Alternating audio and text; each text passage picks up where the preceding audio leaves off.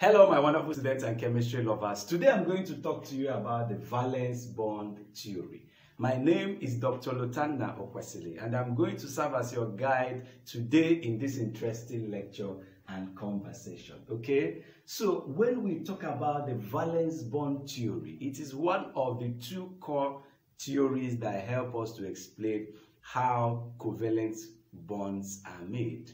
Okay? We understand from our basic chemistry that when atoms interact by way of sharing their electrons in their valence shell or their outermost shell electrons, they form what we call covalent bond. Nice. So these two powerful theories help us to understand what is actually happening as covalent bonds are being formed. So we have the valence bond theory and the second one being the molecular orbital theory.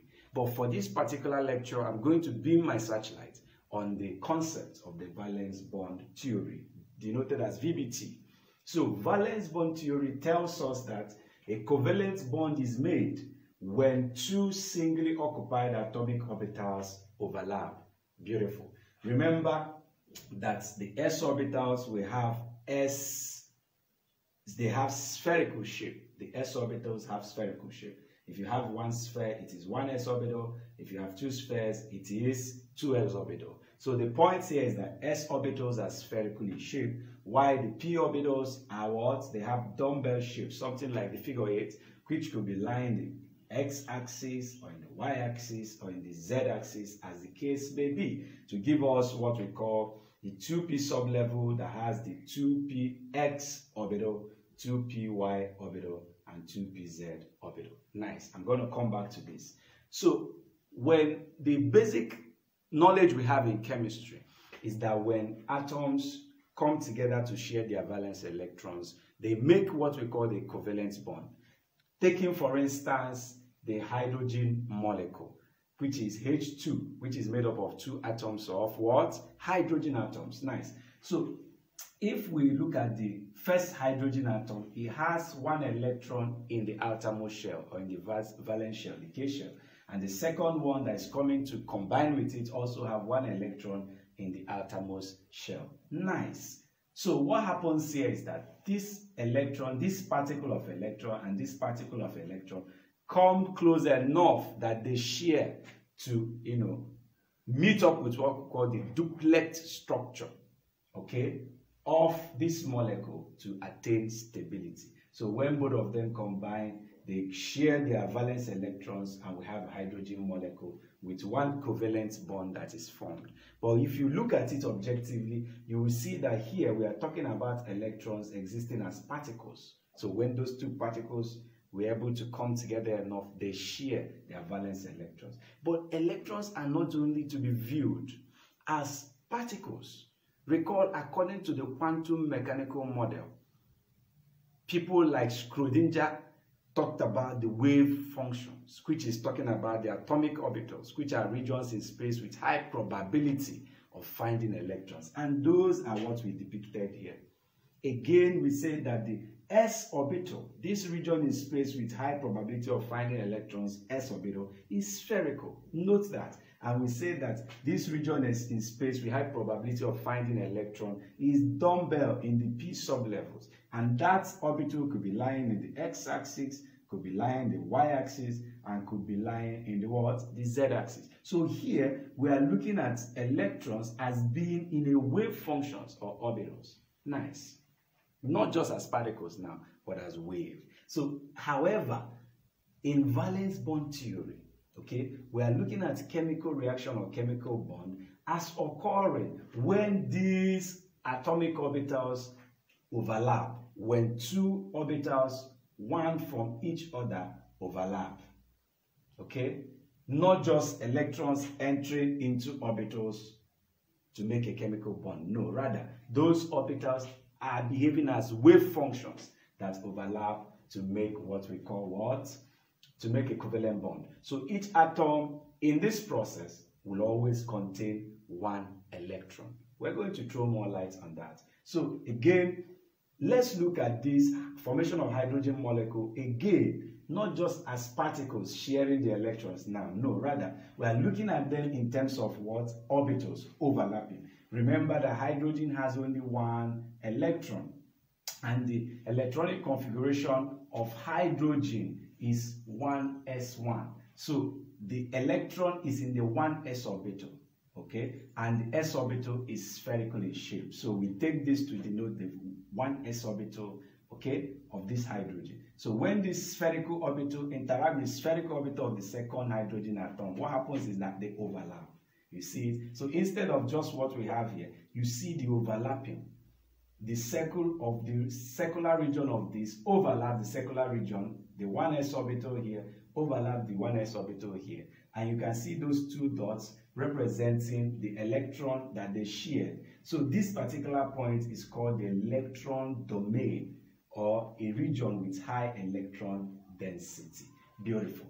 Another information we can generate after the overlapping is that the valence bond theory tells us that when an s orbital overlaps with another s orbital, it makes a kind of covalent bond that is called a sigma bond.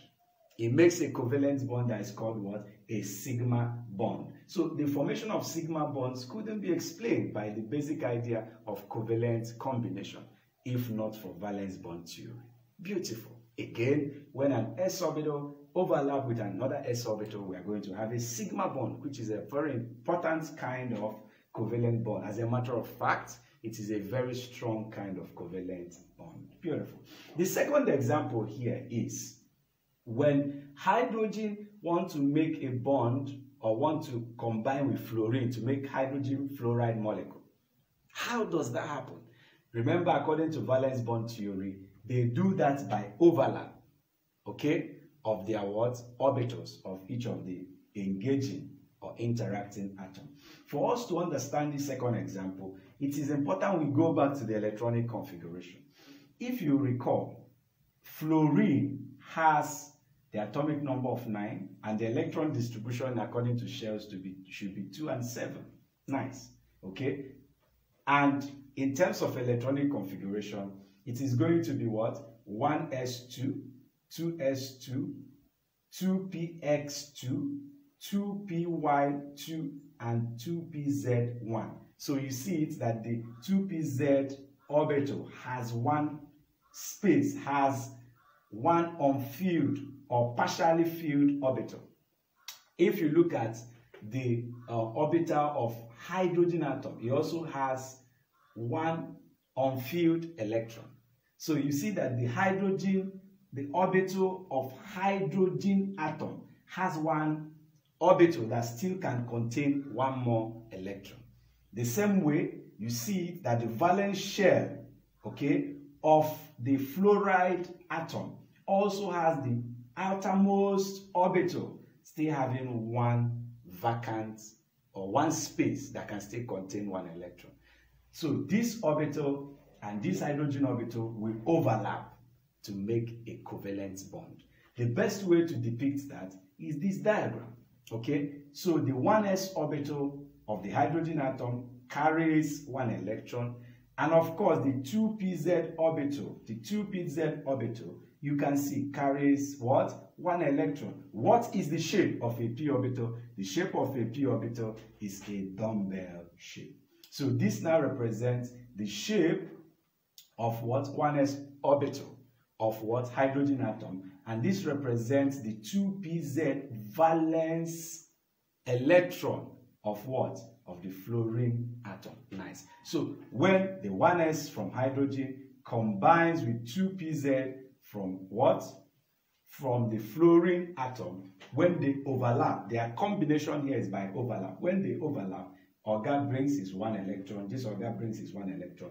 You see the overlap. And again, you see those two dots here showing the electron density, where the electron is maximum. It's exactly at the center of it. Nice. So you see how 1s orbital overlaps with what? 2pz orbital to make hydrogen fluoride molecule. Again, this particular bond here is called a sigma bond, and it is a very strong bond. Let me make this statement clear. When you have, of course, here at the core of this hydrogen, you have the nucleus, and at the core of this hydrogen, you have the nucleus. when you have the internuclear distance of the two overlapping orbitals, when you have it in a straight line, you are definitely going to have a sigma bond. And let's look again. Here you have the core of this nucleus, and here you have the nucleus of this particular atom. If you see it, you see that the interaction is in a straight line, so that is why this is a sigma bond. You see, this is the information we can generate by understanding the valence bond theory.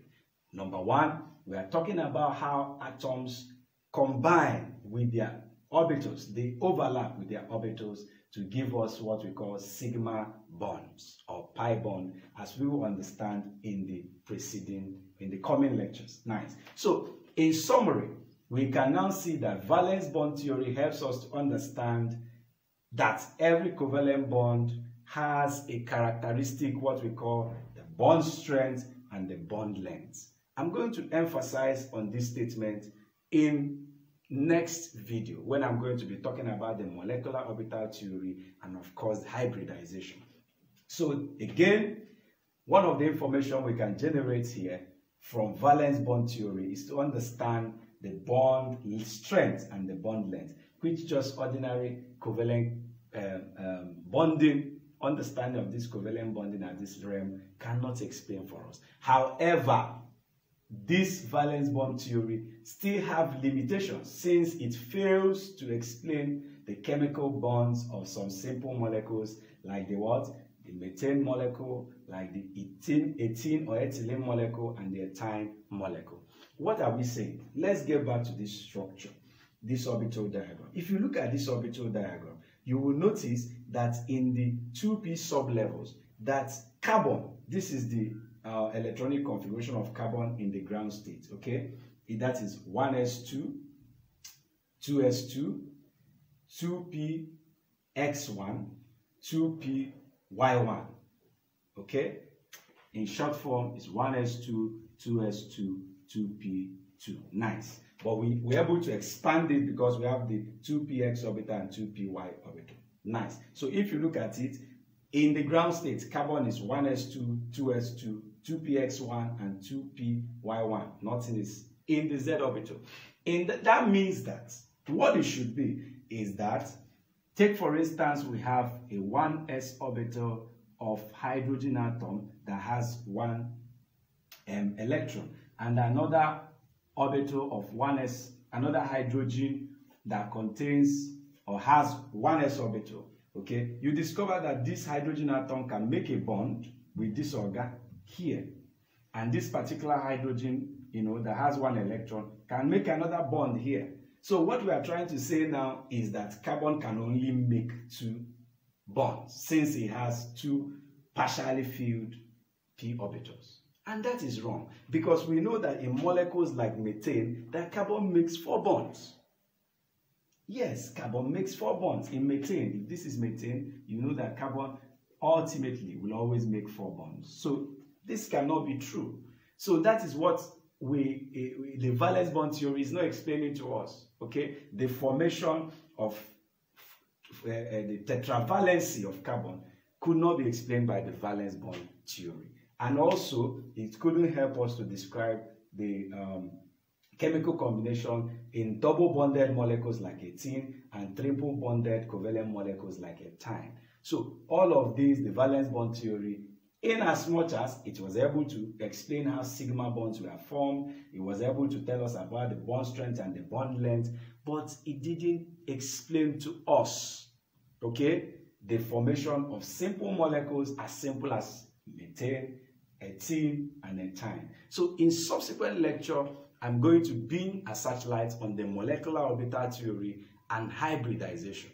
Maybe the concept of hybridization will help us understand how the chemical bonds in ethane, methane, ethene, and ethyne are. Very simple concept. I don't know if you understood anything in this lecture. If you understood the valence bond theory, just give me a like, click a like, give me the like or the love, okay? And share this video, make comments what you understand in this video. See you next time. Stay safe. Bye.